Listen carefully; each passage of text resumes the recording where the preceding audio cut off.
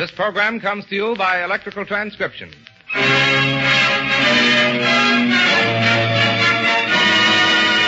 The Treasury Star Parade. With Mary Jane Walsh, Paul Lucas, Mady Christians, Al Goodman and his orchestra and chorus, and Frederick March as master of ceremonies. Our slogan, Millions for Defense. Any bonds today? Bonds of freedom is what we're selling. Any bonds today? This is Frederick March, ladies and gentlemen, in another of the new series of programs brought to you by the Treasury Department. Let's start with a brand new song by Irving Berlin, with Mary Jane Walsh, Al Goodman's orchestra and chorus. It's called This Time.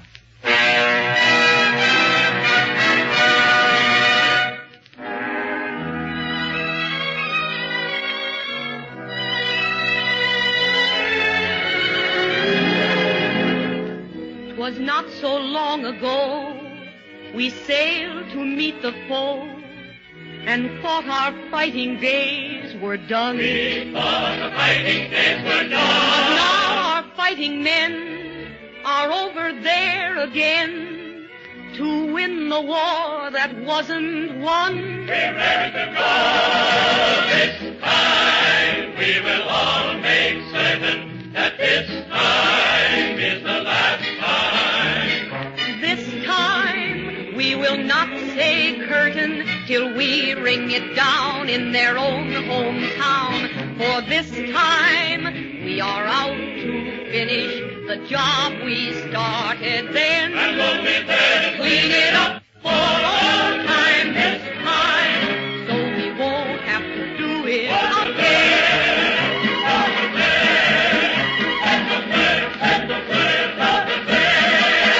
So this time we will all make certain that this time is the last time. This time we will not say curtain till we ring it down in their own hometown. For this time we are out to finish the job we started then. Clean it up for all time this time, so we won't have to do it again. that we won't have to do it again.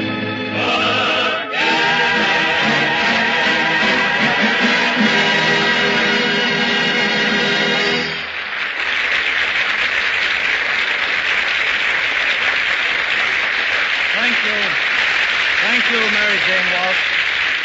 Now, ladies and gentlemen, I should like you to meet two very good friends of ours, Paul Lucas and Mady Christians, who have made a special trip in from Philadelphia where they are playing in Lillian Hellman's Watch on the Rhine. Hello, Paul and Mady. We're happy to have you with us. And we are happy to be here, Freddie. I see. All rehearsed, huh? You remember what we talked about, Mady, the last time we met? Yes. We talked about being afraid. And there was one man at the table who said he had never been afraid, that only cowards are afraid. That's not true. We're all of us afraid sometimes. I don't care who we are. At some time or other in our lives, something happens. A crisis of some sort, and we are horribly afraid. The most magnificent thing about man is that he's capable of rising above his fear. There is something in him, a will, an indomitable spirit which in moments of great danger transcends even his greatest fears and carries him through. Most of us here in America are a little afraid today, a little frightened of the future and what we have to do, I think. But that is not going to stop us from doing it. In our play, there's such a scene.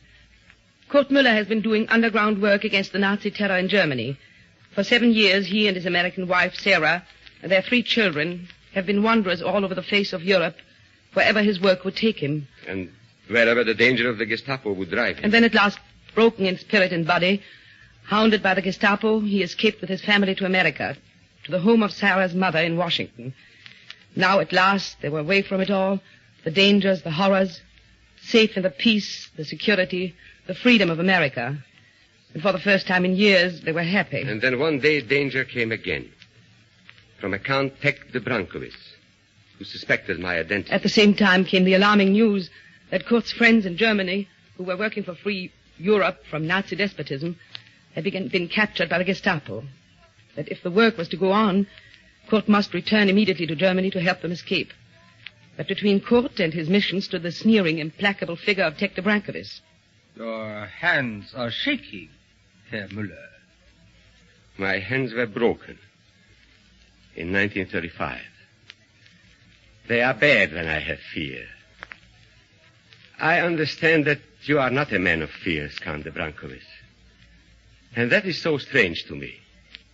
Because I am a man who has so many fears. Yes, Kurt was afraid. My husband, the bravest of all men, was still afraid. Later, when Tech was gone and only my mother left with us, I turned and spoke to him. What happened, Kurt? The telephone was from Mexico. Ilse received the cable. Early in the morning, they caught Trist and Ebert, and an hour later, they took Max in Berlin. After so many years. If Max got caught, then nobody's got a chance. Nobody. But you're here. You're in this country. They can't do anything to you. They wouldn't be crazy enough to try it. There's nothing to worry about as long as Kurt is in this house, Mother. But Kurt must go back to get Ebert, Trista, and Max. Is that right, Kurt? Is that right? Yes, darling. I must try. They were taken to Sonnenburg, and guards can be bribed there. It has been done once before at Sonnenburg. We'll try for it again. I must get back, sir. I must start. Of course you must go back. I guess I was trying to think it wouldn't come, but... Kurt's got to go back, Mother. He's got to go home. He's got to buy them out. He'll do it, too, you'll see. But it's hard enough to get back. Very hard. But if they knew he was coming, they want Kurt bad. Almost as much as they wanted Max. And then there are hundreds of others, too. Kurt, darling, don't be scared. You'll get back. You'll see. You'll get Max out, all right? And then you'll do his work, won't you? That's good. That's fine. You'll do a good job the way you've always done. Kurt doesn't feel well, Mother. He was wounded. And he gets tired. You don't feel well, do you, Kurt? Don't be scared, darling. You'll get home. Don't worry. You'll get home. Yes, you will.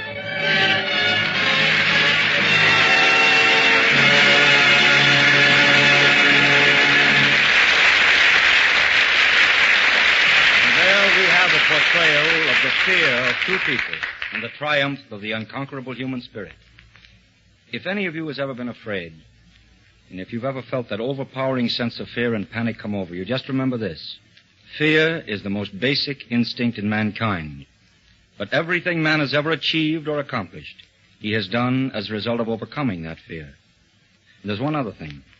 We've been taught from earliest childhood, thou shalt not kill. Is there ever any justification for killing, for taking the life of another human being? Well, let's see.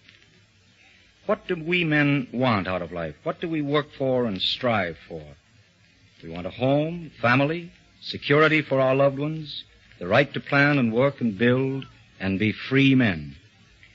And when we see these things imperiled, the lives of our loved ones threatened, the prospect of our lands wasted and our homes ruined, when we see that the tyrant would make free men slaves and liberty a myth, turn our whole American dream into a nightmare, and ravage and destroy our civilization, we realize that in order to protect and preserve these things, we may even have to kill.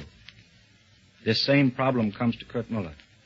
When his own safety and the safety of his family, his friends, and his cause are threatened by the man de Brancovis, he does away with him.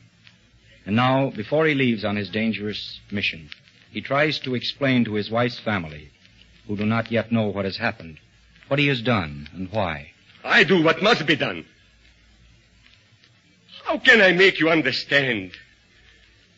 I've stopped a man's life.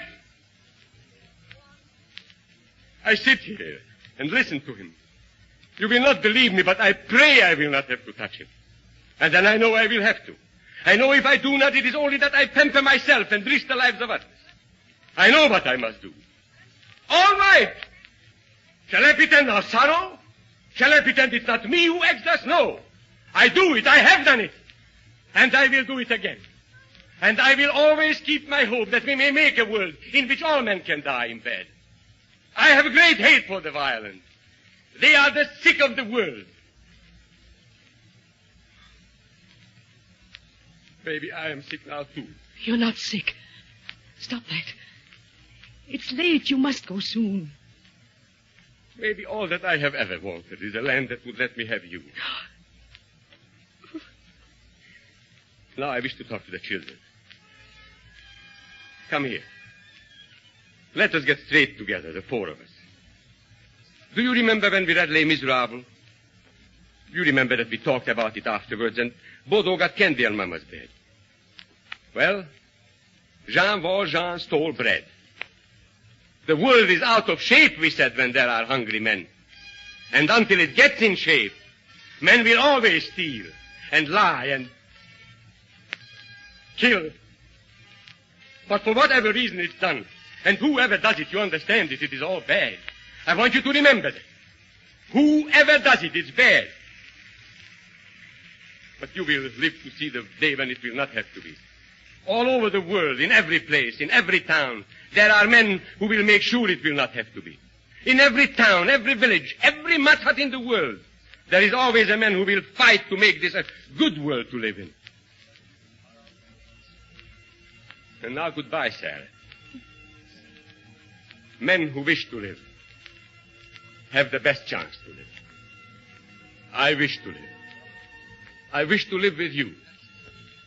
Wait for me. I shall try to come back for you. Or you shall come to me. At Hamburg the boat will come in.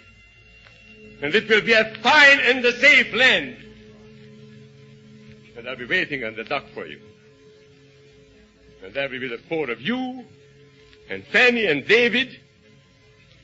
And I will have ordered an extra big dinner. And we will show them what our Germany can be like.